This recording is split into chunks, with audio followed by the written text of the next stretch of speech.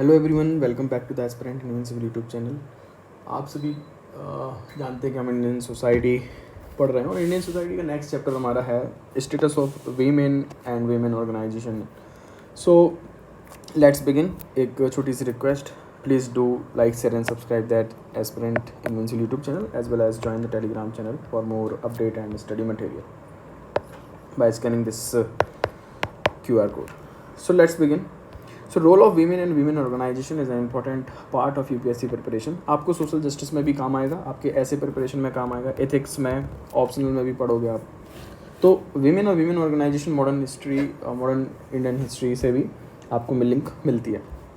कुछ related keywords हैं हम हमेशा जिस पर जाएंगे। फॉर एग्जांपल नारी शक्ति है, जेंडर इंक्लूसिव है, हमें आंसर राइटिंग में याद करने रहते हैं और लिखने रहते हैं। तो अभी जैसे गूंगी गुड़िया से आयरन लेडी, तो हम आंसर राइटिंग करते करते, कंटेंट डेवलप करते करते हमारा इस पर कमांड हो जाती है, लेकिन हमारे पास में कीवर्ड आ जाते हैं। सुविधा, सुरक्षा, सम्मान, तीनों चीज़ें हमें वीमेंस को देने की ज़रूरत है। सशक्त नारी, सशक्त भारत की ज़रूरत है। इस तरीके से हो जाएगा। एक प्यारा सा कोटेशन है doctor B R Ambedkar sir का। I measure the progress of a community by the degree of progress which women have achieved। कितनी बड़ी बात बोली है डॉक्टर बी आर अम्बेडकर ने कि किसी भी कम्युनिटी की अगर प्रोग्रेस आपको जाननी है, किसी भी फैमिली ने, किसी भी सोसाइटी ने, किसी भी देश ने कितनी तरक्की की है, कितना प्रोग्रेस किया है, तो वहाँ पे आपको देखना चाहिए कि वहाँ पे महिलाओं की स्थिति कैसी है, महिलाओं ने कितना प्रोग्रेस किया है, वीमेन कितना प्रोग्रेस कर गई हैं, आपको ये देखना चाहिए। हाँ, स्टार्ट करते हैं status of women in India. तो आज status of women in India में क्या है, तो उसमें सबसे पहला हम जानते कि डिसमल कंडीशन क्यों है भारत में और किस तरीके से है, परेशानियाँ क्या क्या हैं। सबसे पहले लो फीमेल लिटरेसी रेट है। Low female literacy rate, limited access है एजुकेशन के लिए, सोसाइटल नॉर्म्स ऐसे हैं, रिस्ट्रिक्शंस हैं कि आप एजुकेशन और नॉलेज ज़्यादा नहीं ले सकते, ज़्यादा डिले मैरिज नहीं कर सकते हो, तो एजुकेशन छोड़ना पड़ सकता है, ड्रॉप आउट करना पड़ जाता है। इकोनॉमिक बैरियर्स बहुत ज़्यादा हैं सोसाइटी में। Then comes the child marriages, prevalence in society, cultural traditions है, पॉवर्टी का रीज़न है, लो ऑफ अवेयरनेस है, तो लोग चाइल्ड मैरिज की तरफ जाते हैं। Then son meta preference. What is a son meta preferences? Cultural believe है कि अगर लड़का नहीं हुआ तो जनरेशन आगे कौन लेके जाएगा भाई। That is a son meta preferences. Son is the most preferred child among the girls and boys. Economic reason है, family lineage है, emphasis है इन चारों चीज़ों पर। Then comes the female infanticide. Female infanticide यानी भ्रूण हत्या, कन्या भ्रूण हत्या हमें चाहिए ही नहीं है।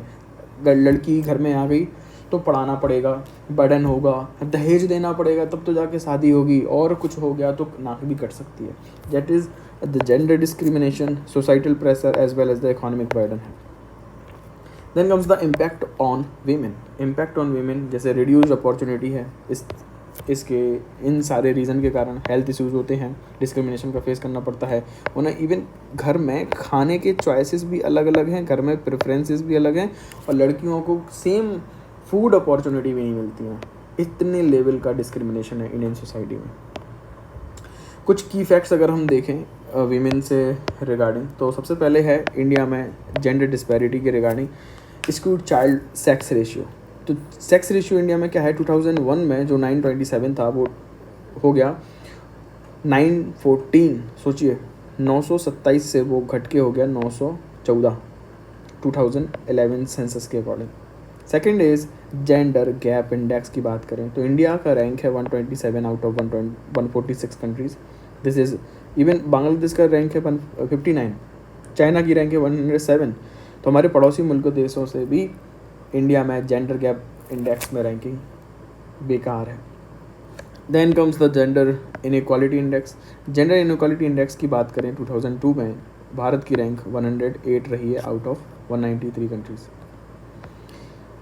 Next is women peace and security index 2023। Recent current affairs का काम है। Women peace and security index, it has been, India rank है 128 आउट ऑफ 177 कंट्रीज। रिपोर्ट के according India is among the top 10 worst countries for the political violences targeting women in 2022।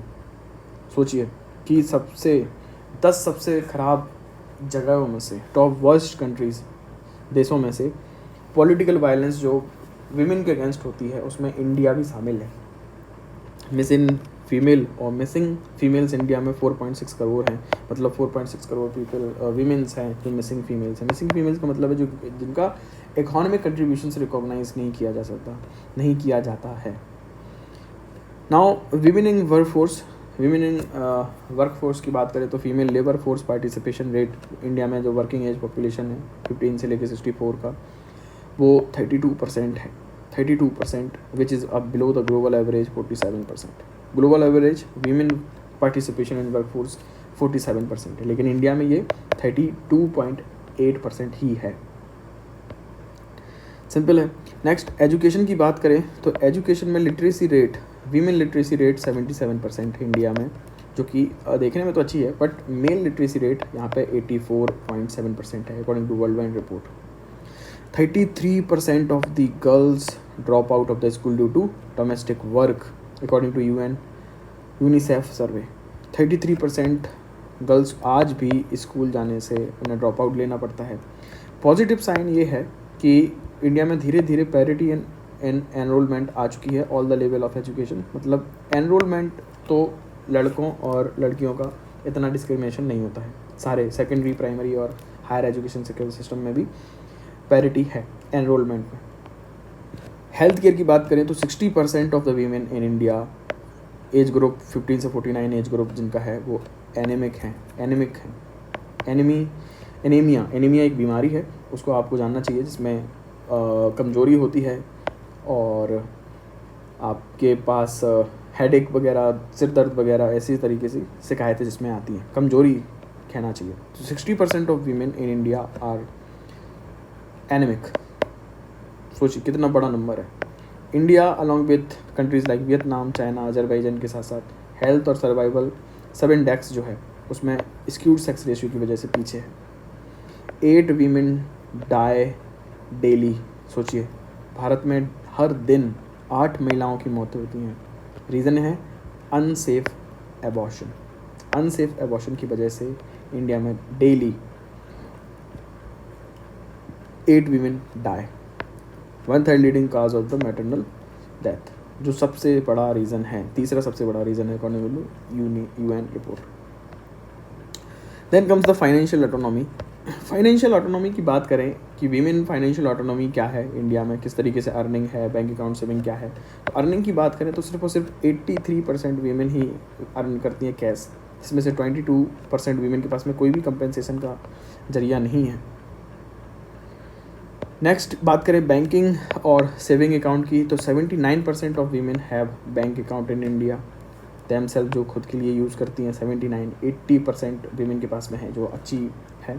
Mobile phone usage की बात करें तो सिर्फ 50% women के पास में खुद का मोबाइल है। 50% ऑफ वीमेन। प्रॉपर्टी ओनरशिप के पास बात करें तो 42% of the women have own house jointly और अनओन, जिनके नाम पर रजिस्ट्री वगैरह है। इस तरीके से सिर्फ और सिर्फ 42% वीमेन है। Income comparison to women and husband, man and women की कंपैरिजन करें, वाइफ और हस्बैंड की, तो सिर्फ और सिर्फ 40% महिलाएं ही हैं जो अपने हस्बैंड के इर्द गिर्द, मतलब जो उनसे आसपास अर्निंग करती हैं, उनके बराबर अर्निंग करती हैं, सिर्फ और सिर्फ 40%। हेल्थ केयर डिसीजन की बात करें तो सिर्फ और सिर्फ 10% वीमेन ही हैं जो खुद अपनी दम पे हेल्थ डिसीजन ले सकती हैं। Only 10% of women. मेल में 1/3 of the man taking decision regarding their health care. अब बात करनी चाहिए स्टेटस ऑफ, सबसे पहले इसके पहले हम बात करते हैं political participation of women in India. अगर पॉलिटिकल पार्टिसिपेशन की बात करें तो इंडिया में जो वीमेन पॉपुलेशन है टोटल 66 करोड़ है, अकॉर्डिंग 66 करोड़ के आसपास है। लोकसभा में ये सिर्फ और सिर्फ 15% रिप्रेजेंटेशन है महिलाओं का, जहाँ पर ग्लोबल एवरेज है 26%। तो बहुत कम परसेंटेज है, बिलो 15%। सोचिए रिसेंटली नागालैंड में पहली बार ऐसा हुआ है जहाँ से फीमेल लेजिस्लेटर सिलेक्ट होके आई हैं, हिकानी जखालू। तो सोचिए 70-75 साल के बाद नागालैंड में आज़ादी के इतने साल बाद देश में एक राज्य ऐसा भी है जहाँ से पहली बार एक महिला लेजिस्लेटर आई है। थोड़ा और वीमेन स्टेटस जानते हैं रिप्रेजेंटेशन में, तो वीमेन लेजिस्लेचर में अगर स्टेट लेवल असेंबली की बात करें तो सिर्फ और सिर्फ 10% इनका पार्टिसिपेशन है। लोकसभा राज्यसभा में थोड़ा सा इम्प्रूव्ड है। जो 17th लोकसभा हुई है वहाँ पे 13% जो मेंबर हैं पार्लियामेंट के लोकसभा के वो वीमेन थी, 13.6% 17th लोकसभा। जुडिशरी की बात करें तो जुडिशरी में किस तरीके से हैं, सुप्रीम कोर्ट में सिर्फ और सिर्फ 3 वीमेन जजेस हैं। So that is around 10% of the जजेस are women in supreme court. High court में थोड़ा सा इम्प्रूव है, लेस देन 50% है बट 13.6% है। सबसे ज़्यादा है लोअर जुडिशरी में जो कि है 36.3%, 1/3, मोर देन 1/3 ऑफ द जजेस in the lower judiciary are women.